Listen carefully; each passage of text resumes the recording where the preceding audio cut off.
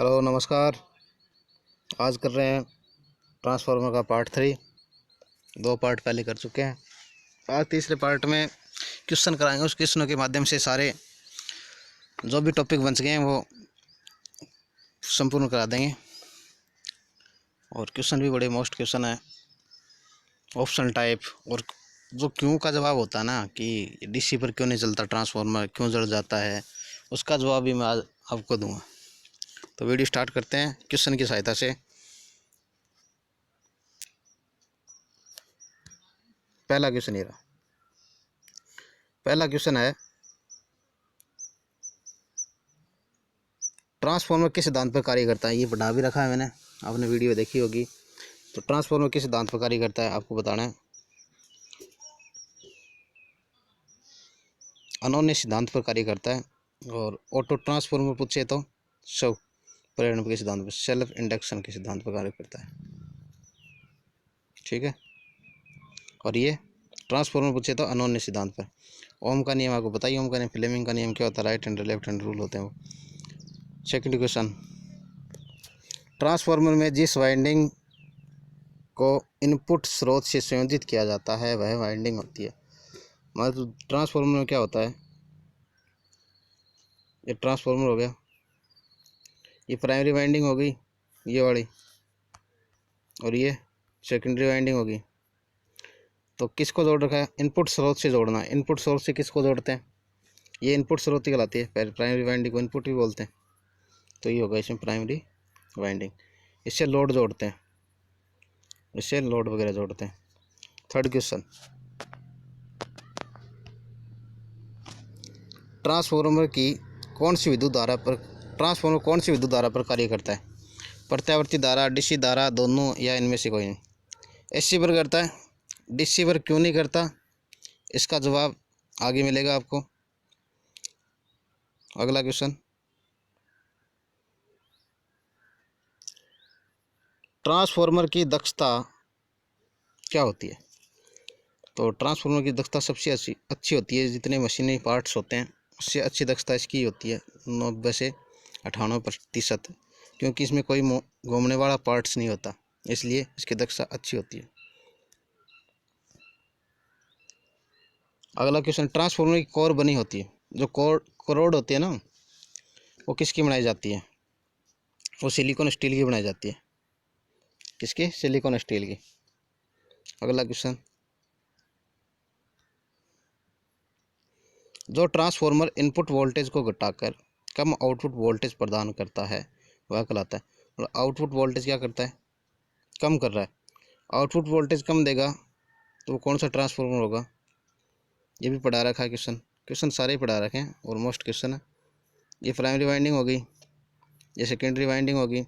तो आउटपुट कम कर रहा है, तो आउटपुट कम कर रहा है तो step down, option number B. और ज़्यादा कर रहा है तो वो स्टेप अप हो जाएगा।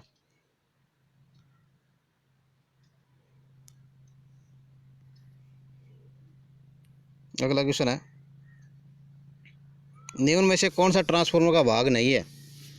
ट्रांसफार्मर के भाग बता रखे हैं, कौन कौन से भाग होते हैं। वीडियो में पहली वीडियो, दूसरी वीडियो बता रखी है। नहीं देखिए तो डिस्क्रिप्शन बॉक्स में मैं आपको लिंक दे दूंगा, वहाँ से देख लेना। पहला ब्रीदर, ये भी होता है सांस लेने के लिए। कंजर्वेटर होता है ऑयल को ठंडा करने के लिए। कोर भी होती है, लेकिन आर्मेचर नहीं होता। आर्मेचर किस में होता है, मोटर जनरेटर में होता है, डीसी मोटर्स में होता है, डीसी मोटर में। ठीक है। अगला क्वेश्चन, नमी सोखने के बाद सिलिका जेल का रंग हो जाता है। नमी सोखने के बाद सिलिका जेल का रंग कैसा हो जाता है, ये आपको बताना है। तो हरा हो जाता है, नहीं होता। काला भी नहीं होता, नीला पहले होता है। सोखने से पहले सिलिका जेल का कलर पहले नीला होता है, नमी सोखने के बाद गुलाबी हो जाता है। तो राइट आंसर क्या होगा, गुलाबी। अगला क्वेश्चन, कंजर्वेटर टैंक में क्या भरा होता है। आपने देखा होगा ट्रांसफार्मर के ऊपर क्या होती है, ये भी पढ़ा रखा है मैंने, डायग्राम वगैरह सब बना के दिखा रखे हैं आपको। उसमें देखना टैंक लगा होता है के ऊपर यूँ। उसका काम क्या होता है, वो क्या करता है, जब तेल गर्म हो जाता है ना ट्रांसफार्मर का, तो तेल इस टैंक में आ जाता है। जैसे ही ठंडा होता है तो वापस नीचे चला जाता है। तो क्या करता है वो, क्या भरा होता है, तेल भरा होता है उसके अंदर। क्या भरा होता है, तेल। सिलिका जेल तो उसमें सिलिका जेल तो होती नहीं, तो क्या होती है, तेल भरा होता है। अगला क्वेश्चन,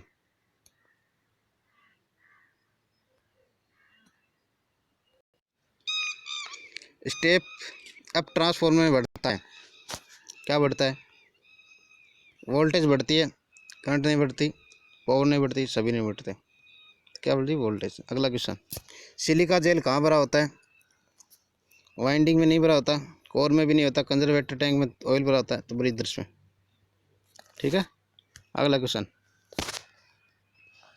क्वेश्चन बड़े मोस्ट हैं और सारे के सारे क्वेश्चन आते हैं, ढूंढ के लेके आते हैं ऐसे क्वेश्चनों को।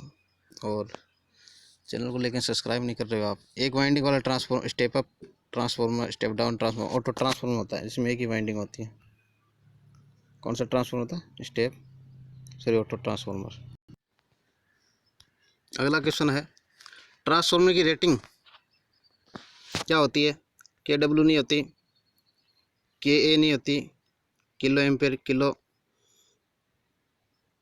मेगा भी नहीं होती, किलो वोल्ट एम्पेयर होती है। और क्यों होती है ट्रांसफॉर्मर की और एक अल्टरनेटर दोनों की रेटिंग केवी होती है, क्यों होती है, इसका कारण भी हम आगे लेके आए, देखना। चैनल को लाइक करो, शेयर करो, सब्सक्राइब कराओ, सब्सक्राइब नहीं करा रहे हो आप चैनल को, जिससे मैं भी अच्छी अच्छी वीडियो लेके आऊँ और अच्छे अच्छे क्वेश्चन लेके आता हूँ फिर। अगला क्वेश्चन है, और वीडियो को कम से कम पूरा देखो, अच्छे अच्छे क्वेश्चन है। ट्रांसफॉर्मर किस प्रकार की मशीन है, घूर्णन, चल, स्टैटिक, सभी। तो घूर्णन वाल नहीं होती इसमें, घूर्णन पार्ट तो कोई होता ही नहीं है, चल भी नहीं होता, स्टैटिक होता है, मस्त स्थिर होता है। अगला क्वेश्चन,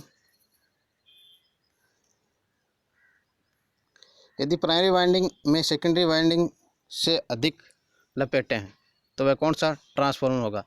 प्राइमरी वाइंडिंग में क्या है, टर्नों की संख्या ज़्यादा है, सेकेंडरी में कम है।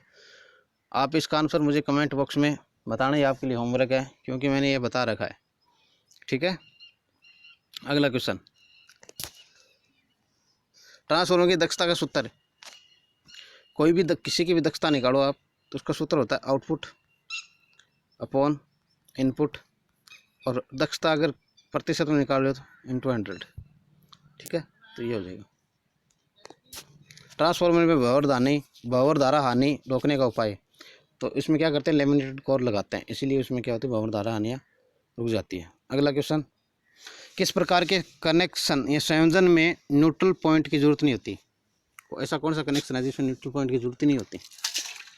तो स्टार में होता है, स्टार में तो होती है, ऑटो में होती है, प्राइमरी में होती है, डेल्टा में नहीं होती, क्योंकि डेल्टा इस प्रकार में होता है, इस प्रकार मान लो, यहाँ वाइंडिंग वगैरह कर दो, यहाँ कर दो। ठीक है, तो इसमें डेल्टा न्यूट्रल पॉइंट की जरूरत नहीं होती। अगला क्वेश्चन, एक ट्रांसफॉर्मर की प्राइमरी और सेकेंडरी वोल्टेज के बीच फेज अंतर कितना होता है। फेज अंतर, ये बड़ा ही मोस्ट क्वेश्चन है, 180 डिग्री फेज अंतर होता है।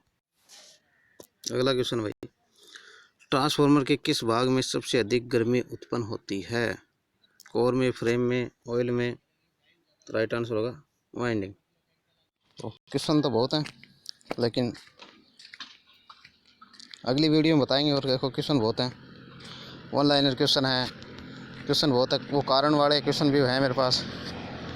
ये देखो, ट्रांसफॉर्मर डिश डाला प्रयोग क्यों किया जाता है, क्वेश्चन बहुत हैं, लेकिन